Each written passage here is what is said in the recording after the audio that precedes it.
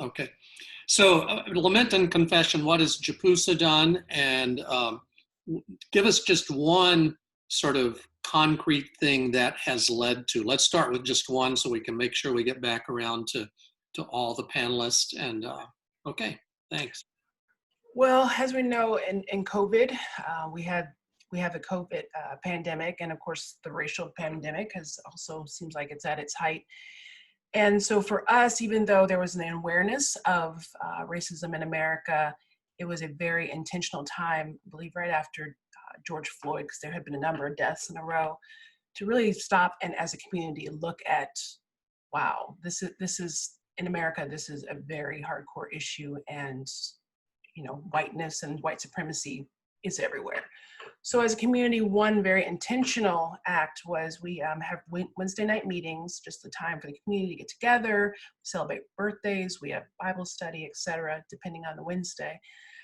One of our one of my white co-pastors basically just got together a program where we took time to really lament, in our own hearts, the racism that exists, the racism within the community context, and then beyond. So just took the time she just went historically through the history in America of, from people coming over on ships to present day, and just sort of significant timelines. And then we just said, we confess this and we ask for forgiveness, and just went through that process.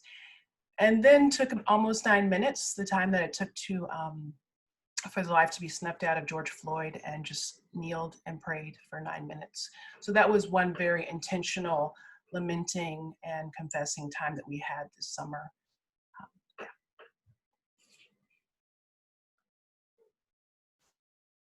Let me get off of mute. Any other sort of concrete action that's led to Tiana and the community there? Actions that we have done since then, or some other concrete actions is our denomination. We're part of the Evangelical Covenant Church, and they started a pathway for white clergy and then clergies of color. So we took the white clergy, since we are predominantly a white community, took that pathway of reading books monthly, of having small groups together, and we took that and then just adjusted it to life and community and offered it to people like, hey, if you really want to enter or continue in this conversation, here's your group of 6 or 7 people, here's your facilitator, you'll be reading books together, you'll have discussions together, but just intentionally looking at whiteness and truly just anti-racism in general in America, and being intentional about discussing it, confessing it, lamenting it. Because as discipleship, it is an ongoing process. So just saying this needs to be a part of our fabric as we have life together. So that's one. It's a 9-month program with the hopes of continuing on in other ways. Okay. Well, James, let's come to you again for the same question. How have you lamented and confessed, whether that's in the patch or that's in the larger fellowship, and what has that led to as far as a concrete action? Yeah, I'll speak mostly from the perspective of leading the patch. I think one of the biggest things has been education. I think in order to lament and confess, you have to know what you're lamenting and confessing. And what I found is that a lot of folks don't really think about race, especially if you have engaged in privilege most of your life, if you've been in predominantly white spaces. There isn't a lot of space there where you can actually think through racism other than actually experiencing it yourself. So education has been definitely a predominant thing, that a primary focus of our household. And I think also it had to do with people willing to actually sit down and address racism. I think something with COVID and people not being able to distract themselves and actually feeling mortality for the first time, and in connection with the murder of George Floyd. I mean, before George Floyd, Black lives have been, massacred and killed and murdered and raped and pillaged for 400 years of this country's history. So why is it that white people are just now wanting to have these conversations? And particularly in my household, the young people, why is it that people are feeling uncomfortable all of a sudden? when this has been a part of our history. And so something about that discomfort, and I think that's connected to shame and fear of being judged, that they're connected to the knee that was on the white man's knee that was on this Black man's neck. Just feeling that, I think that also propagated a space for people to talk about those things. And of course, like having Jesus be the foundation of a conversation where you try to lead people out of that shame and fear into a place of love and dignity and confidence to actually engage in this educational experience in our house. So a lot of that is reading. I think the ways that we connect culturally with one another is really hard. So I found that if you have never experienced racism yourself in a negative kind of way, where you are not belonging to the perpetrator group, you kind of have to conceptualize it first. So I think really reading in a lot of texts, reading from Black scholars, reading from different oppressed groups, and really listening to the margins, and then actually having conversation, opening space up in our house to have those conversations and connecting them to experiences in our house, like microaggressions that show up, relationships between gender dynamics and how that's actually tied to race, and engaging those conversations, not from a place of, again, fear or shame, but from a place of, hey, I really love you. I care about you. That it's not my humanities that's only at stake, it's your humanity as well. And to bring that into the space of our conversation. So yeah, I think education is definitely important for us to lament and really critique ourselves and to listen to our bodies and hear what we need to do in the midst of all of this. So yeah. Great, thanks, James. Elizabeth? Yeah, so it's been a difficult time at Koinonia Farm because so much of our work is in hospitality to the stranger, and we haven't been able to welcome people with COVID. And our members who are African American are older and have many health issues, and lupus being one of them. So they were unable to come to the farm until just 2 weeks ago. And we're wearing masks and everything to keep them safe. We're not having them out in public spaces. So we've been separated, very difficult. Working from home, of course, but very difficult, so that the community was living together, all white. So some of the things that we have been able to do is to put ourselves in places with people of color. And that comes mostly through work with prisoners. So again, we have not been able to visit, but we have been able to continue to correspond through email, sometimes through video chats. And we have continued our work at the ICE prison, Stewart Detention Center, which is the largest ICE prison in the United States. So we've continued to be able to bring in bags of clothing for men who are being deported, which has continued through this. We have been part of vigils for people who have died in prison as a result of COVID. There's been a terrible incident or incidents at the women's ICE prison just south and east of us here, with abuse of women, forcibly sterilizing them. So we've remained very involved in keeping ourselves in places where people of color are. So that's how we've responded to these times of both racial division and separation from each other. Okay. And Ruben. Well, a lot of things come to mind, but I think one of the things I'm thinking about is in these times, it's very easy to find things that divide or separate. And I think one thing that has been important at the Bruderhof is to deal with the issues that come up surrounding race, with racism, with talking about it. It's real. We all know that. I just remember my dad used to walk around with a shirt that said, "Deal with it," on it.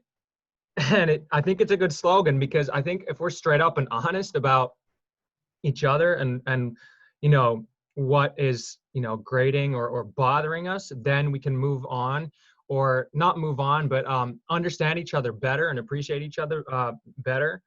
And I guess the point I'm really trying to make here is anytime I talk about racism, or I want to call it out, or I think it needs to be addressed, I guess I like to remember that my goal is to come closer to the person who I'm talking to, which also means that I need to be able to let other people into my culture, be able to be willing to like not keep that to myself as like something that I can like hold up on a pedestal, but to actually invite other people in. And I think it's completely a two-way street.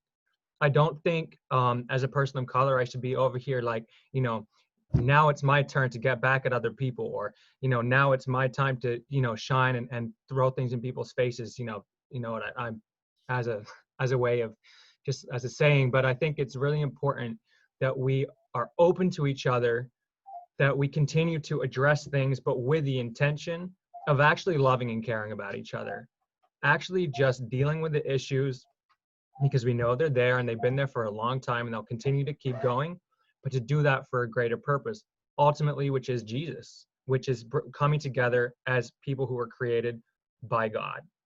So that's what we've been doing. It's real. But I think, again, the joy comes once we've dealt with these things. And again, we live on planet Earth. It's never going to go away. But it's awesome to be able to invite people in and then share our culture, share our our differences and celebrate them. And then we come closer that way. So that's it on that question. That's a helpful affirming word about how we have to invite people in. You know, one of the big themes in the New Testament, one of the big stories in the New Testament was the breaking down of the walls between Jewish and Gentile. And of course, part of Paul's ministry being to persuade Jewish Christians that they needed not to hold so tightly and exclusively to their dietary laws and practices, and ultimately ends up saying, welcome one another as Christ has welcomed you, because this is the very glory of God. When I ask the panelists, any of you could speak up about this.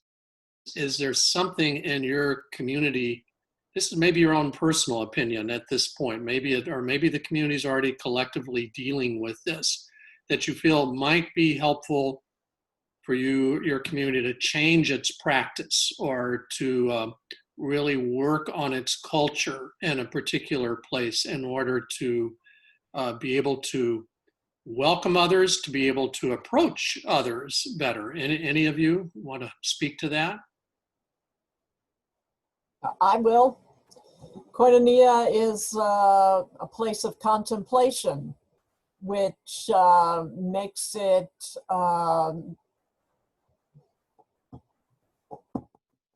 inaccessible to some people, I guess I would say. Not everyone is looking for a place of contemplation.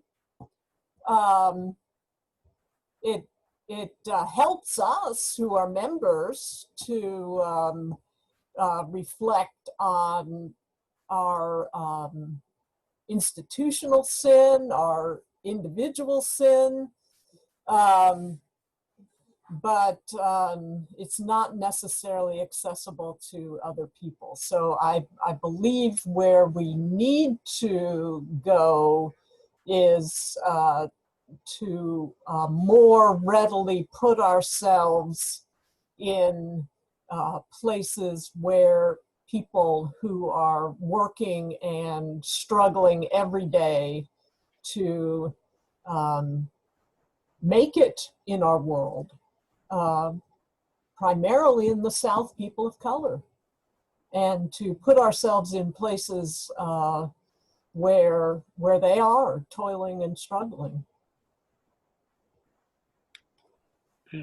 Thanks, Elizabeth. I don't know that there's anything more difficult than for our communities than to examine what's in our culture that is so important to being Christian, and what's in our culture that could be put up on the table and needs to be examined. So, Tiana, I think I saw your head nod. Do you have any thoughts about this? I do. In regards to Jesus people, we've been here for years, but I think sometimes people don't know we're here.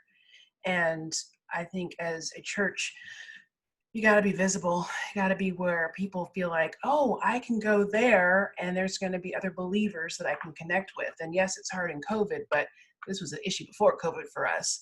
So I was just talking about this yesterday, just as you know, Jesus practiced presence. So even though we've been here for 50 years, if you don't know we're here, if we're not getting down to the neighborhood, then we're not practicing presence as ministers of the gospel.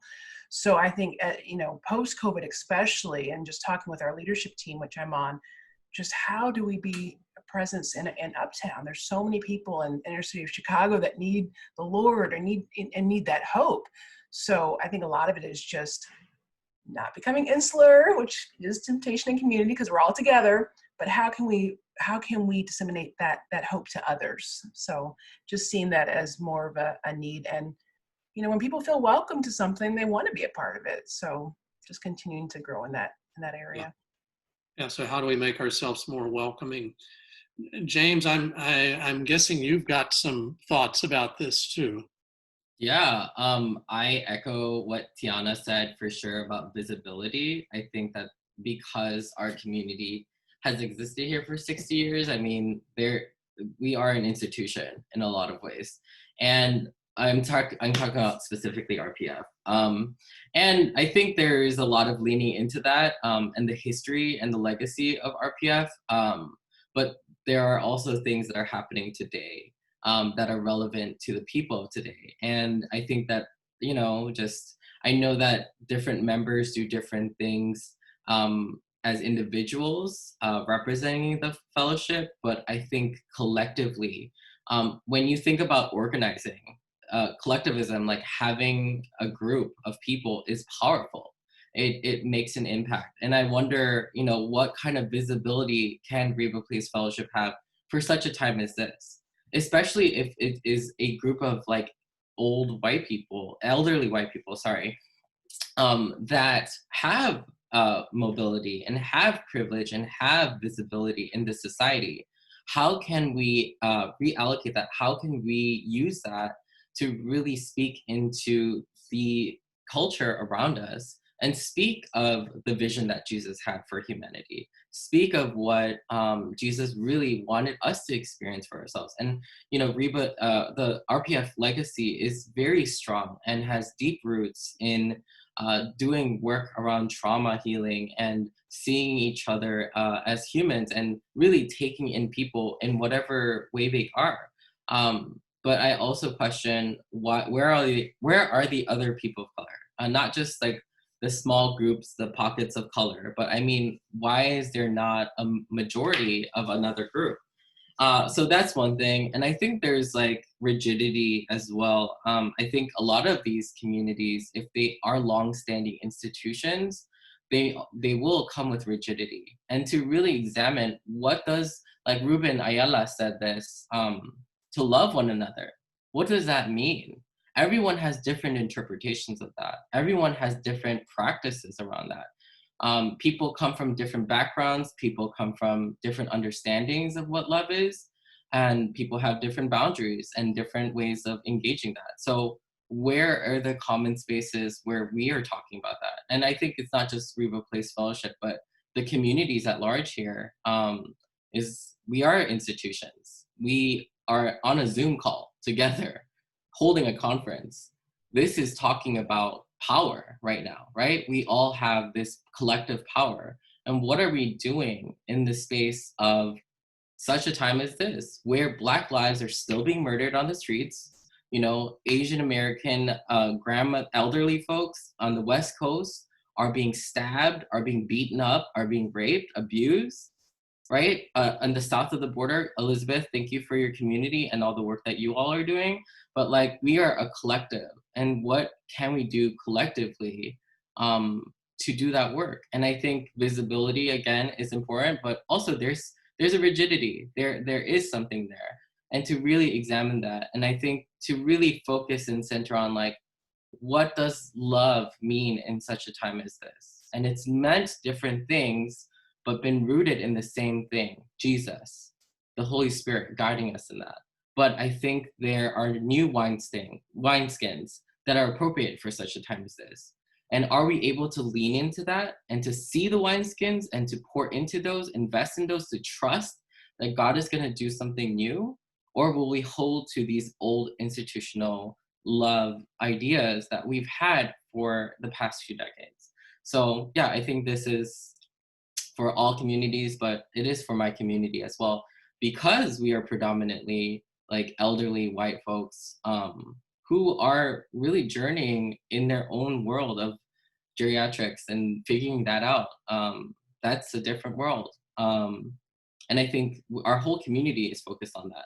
But also, the world is still going. There's a lot of things that are happening. And so how do we engage that as a community, even in the midst of our own struggles? So that's something. For my own household, I feel like young people have had such a hardship around religion and trauma from church. That's a lot of what happens in like what has happened in our house, where people have come from that kind of background. And so that also has us enter into the space of like people being non-committal, people not being able to commit to an institution, to a collective, to a church, because they've just been so deeply traumatized. Why would I want to be part of a tradition that has been for centuries, if not generations, been holding and upholding white supremacy? And so in our house, we are actively trying to do that work, but it's difficult because the commitment aspect is really crucial. But when it gets really, really hard sometimes, people just, isolate and decide to like, hey, I can't do this right now. And which is understandable, but I think the commitment aspect is something that is powerful amongst these institutions that my household is lacking. So yeah, those are two things, a young community and the Reba Place Fellowship community. Those are my thoughts about things that could change. Thank you. Very, very good, James. And Ruben, I think you were maybe going to respond to this question too, right? Yeah, I was. So again, a lot of thoughts, but I think when I think of community, I think of family. And I think of old people, I think of young people, I think of people looking out for each other. And I think that in everything we're discussing surrounding these things, I think ideas from young people are great. I think my ideas are great, but one thing that I think is really important is to listen to other people that have gone through many things, who have lived longer than I have. People to respect the struggles people have gone through. I don't think any person is all good or all bad. I think we all have both in us. And I think that especially if we're living in intentional community, there's definitely a common goal, towards Jesus. And I think that if, the only way forward for me is to, to have new ideas, but to also be able to listen. So that's my first reaction. And also to welcome what the older generation is saying, because they've been through a lot more than I have. I just technology wise, have arrived on planet Earth with a lot more than, the people older than me, my grandparents, my parents, and I'm benefiting from their labor as well. So that's one thing. And I think that's actually something I think is lacking across our country is the willingness of my generation to sit down and listen to elderly people, to sit down and listen to why they do what they do. And then I think with that wisdom, we can go far, of course, in a new time period with different challenges. But I don't feel like Jesus changes. So that's really good. Okay, thanks, Ruben. I hear this theme coming up in a lot of what you all have been saying, which is that we are family within the body, within the group of disciples of Jesus. And that's probably the best metaphor, or maybe it's even reality. The best way to think about who we are is that we're family. I was listing the advantages of my birth, and one I didn't listen that is probably the greatest advantage of my birth is that I was born into a stable and loving family. And there's no greater advantage than that, and there's really no greater need than that in our world right now. So I think that is important to remember. We feel inadequate in so many ways, and James, I think you put it well that most of the communities, if not all, represented here on the line are majority white communities, and we've been sort of stung with a feeling of guilt, and not just guilt, but actually sin too, as we've recognized the realities of racism going on here, and we're really left with how can we have something to offer in Jesus, and how can we be more welcoming and more inclusive, and how can we be more supportive of others too, not just of our own work. So good questions. It's time for our breakouts, and Richard's going to put some instructions up here on the screen for us. Here they come. They're in the chat also, and Zoom says their official instructions and guides say that chat doesn't survive going over to breakout rooms, but I think it actually does survive. We've seen that in Hope Fellowship. So here is, this maybe is a little hard to read here, but and I think we're going to get it larger. There we go. Hey, So Joe. the breakout.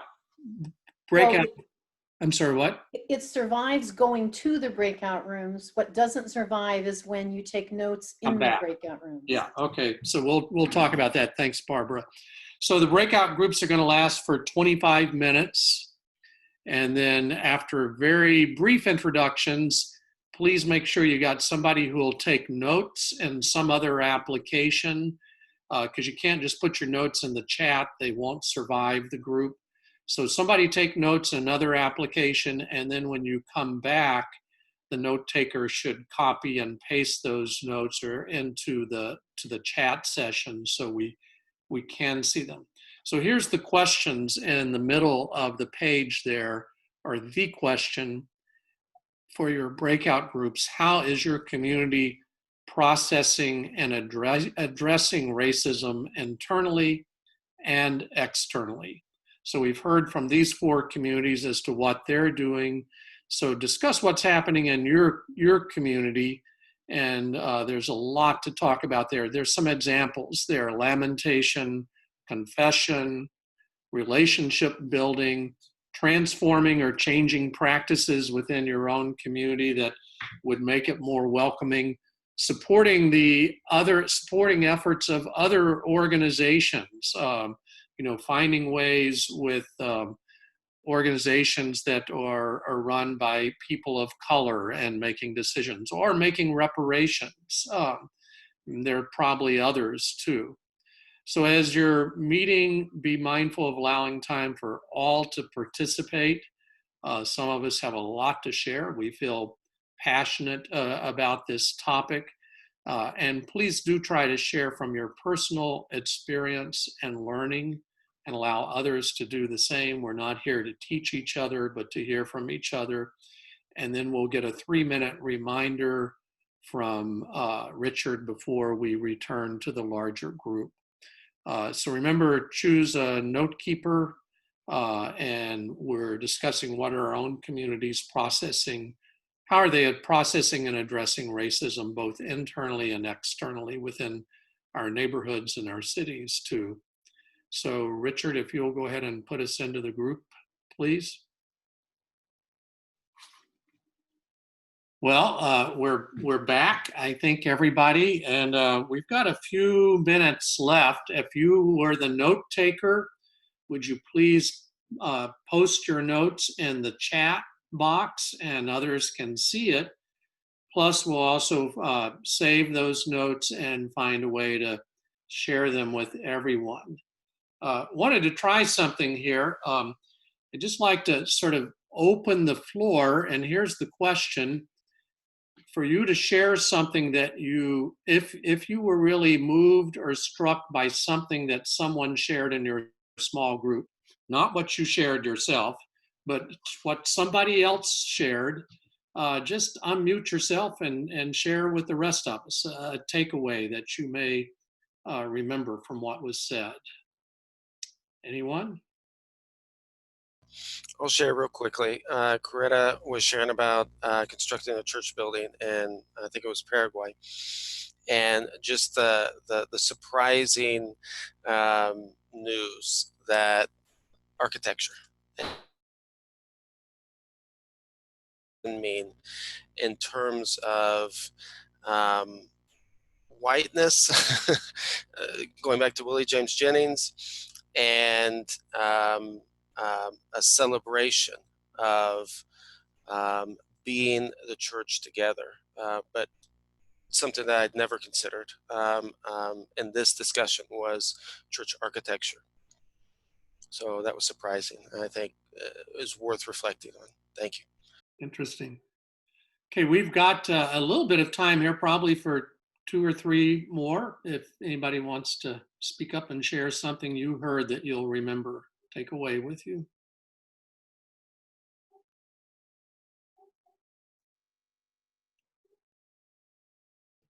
In our group, go ahead. Yeah, go ahead, Debbie. I was thankful to hear Luis's perspective of being living in the United States for a long time, but now being back in Oaxaca, Mexico, and how he's needed to just process and heal, and wasn't aware as much until he left of how unfree he felt to just take walks or just to be where he was in Texas. But now being back in Oaxaca, just having that acceptance and freedom to be himself. And it was just it was hard to hear, because I just want people to feel welcomed and loved and cherished. And that's just not the reality for people of color in our country.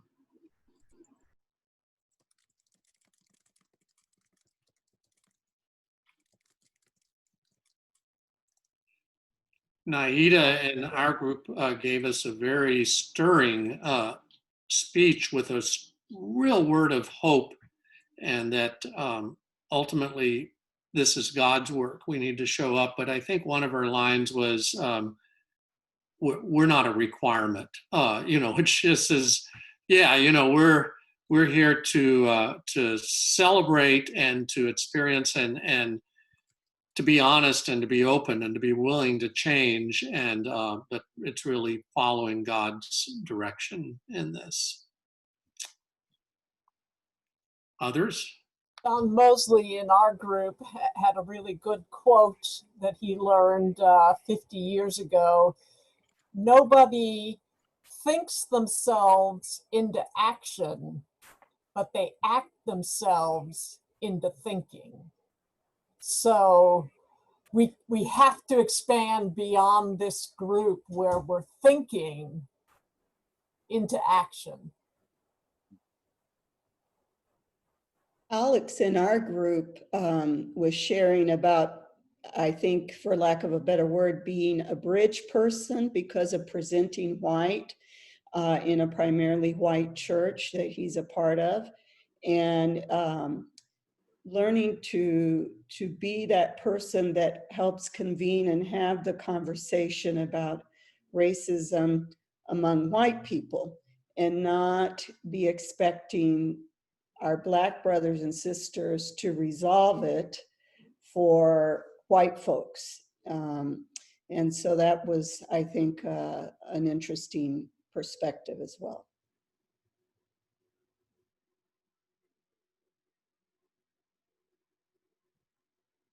I loved the brief comment that Ruben made about how powerful in this whole conversation simply gathering to share a meal together is.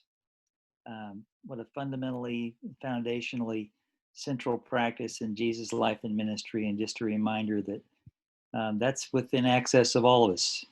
And I love that. I was just impressed with the truth and the power of it.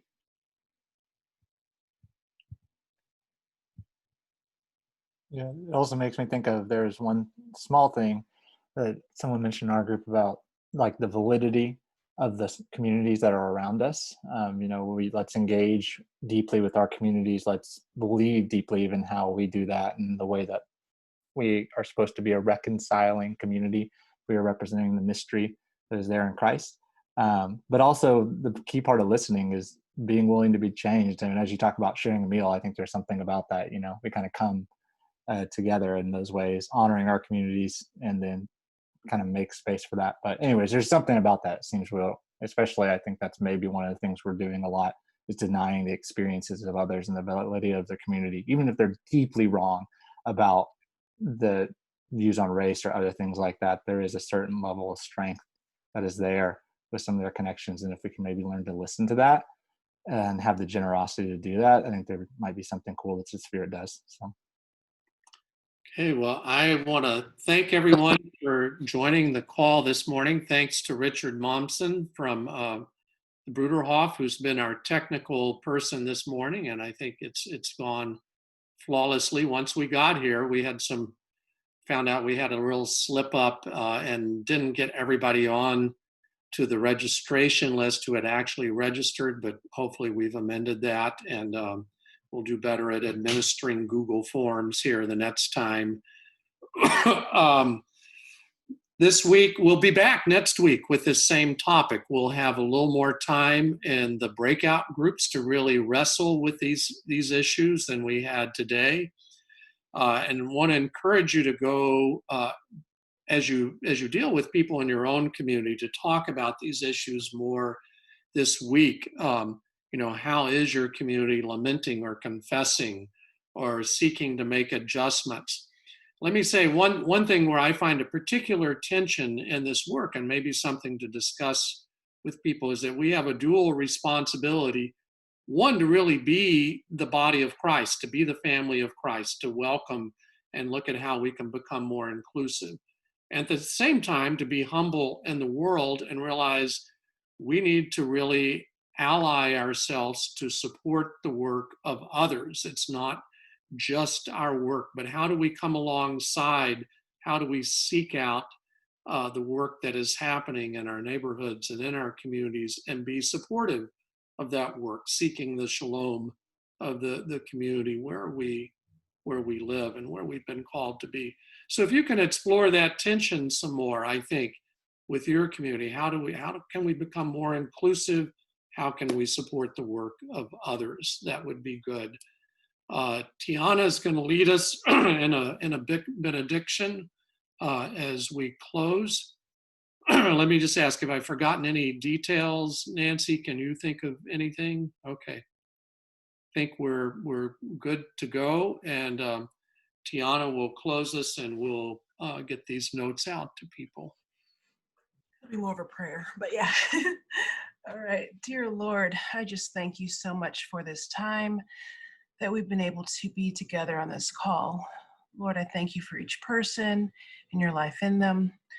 Lord, as we go forth, I pray that the reality of your presence would be with us. Lord, this can be a hard topic. We know that. And even sitting here and hearing people's stories, there's a measure of grief that I've felt for some folks, Lord.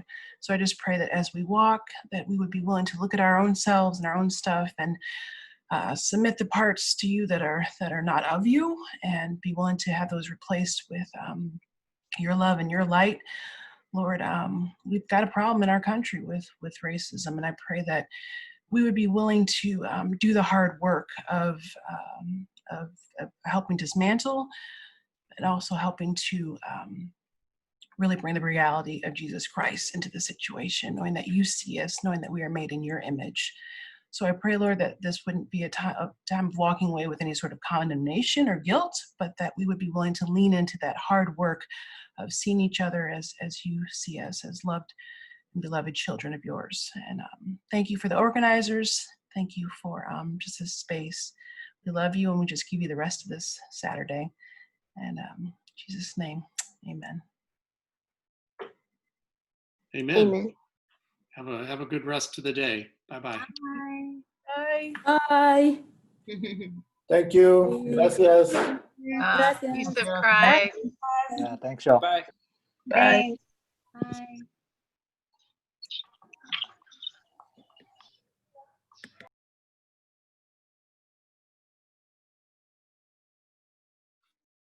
Peace of Christ.